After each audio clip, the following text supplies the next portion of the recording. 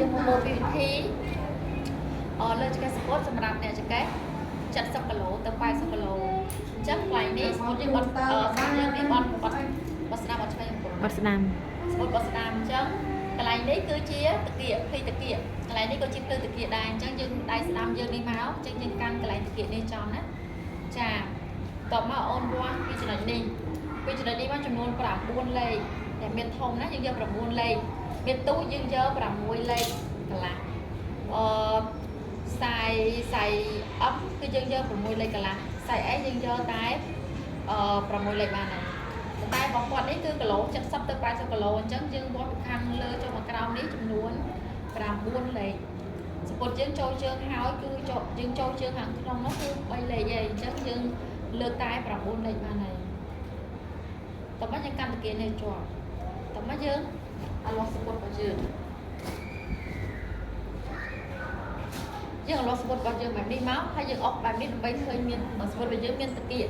ភ្លីតាគៀអញ្ចឹងយើងគ្លីបែបហ្នឹងបោះបែបហ្នឹងកន្លែងនេះតាគៀណាមិនបាច់ខំចាប់បន្ទូងទេបោះតែប៉ុណ្្នេះមកបានហើយ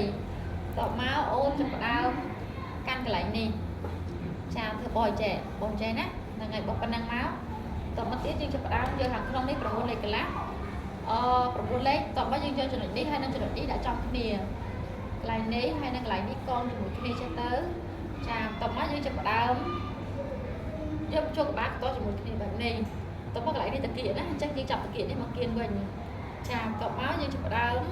ចុចឲ្យជាប់កន្លែងនេះហើយយើងបោះចេះតោះមកយើងចាប់ផ្ដើមបោះពីចំណុចនេះមកយកចំនួន4លេខពីកន្លែងនេះមកដល់កន្លែងនេះ4លេខអញ្ចឹង4លេខគឺនៅកន្លែងនេះ4លេខចាតោះមកយើងអស់បែបនេះតោះមកយើងលើកកន្លាស់នេះចាហើយយើងអស់ចេះដើម្បីឲ្យមានសពុតយើងមានភ្លីណាអស់ឆ្វាយចឹងមកហើយយើងលើកកន្លែងនេះចាយើងលើកកន្លែងនេះឲ្យបាន4លេខមក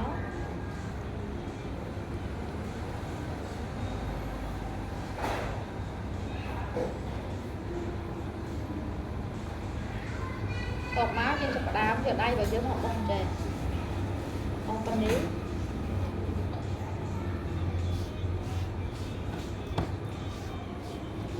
ចានេះណា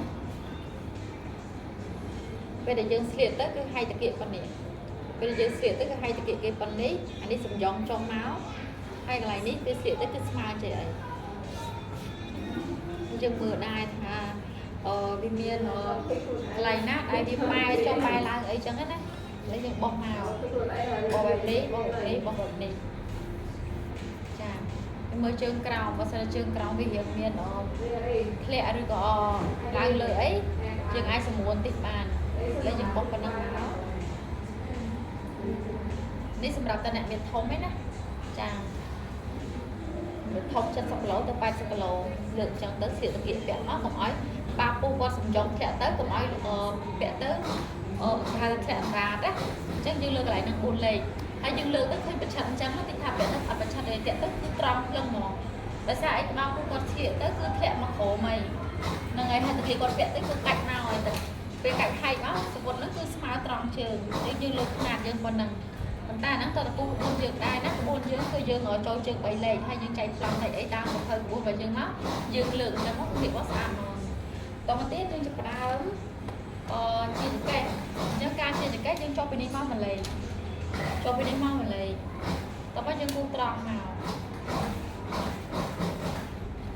គូត្រង់ចេះសិនណាហើយយើងមើលចំណុចនេះហើយនឹងចំណុចនេះចែកជា2យើងបោះមកឃើញដល់9កន្លះចែកជា2ស្មើនឹង9កន្លះ9.75ហើយយើងចុះពីចំណុចបន្តត្រង់ដែលយើងបានគូត្រង់លើកមិញហ្នឹងគឺ2លេខកន្លះតោះមកយើងដាក់ឈៀកយើងគូបែបនេះហើយយើងត្រឡប់មកខាងនេះទៀតចាប៉ុណ្ណឹងមកហើយយើងចាប់តាមជាស្មើហ្មងណាពេលយើងដេកមកជើងទៀតទៅវាអត់សាច់ចង្កេះស្អាតកុំឲ្យបុកចង្កេះសោ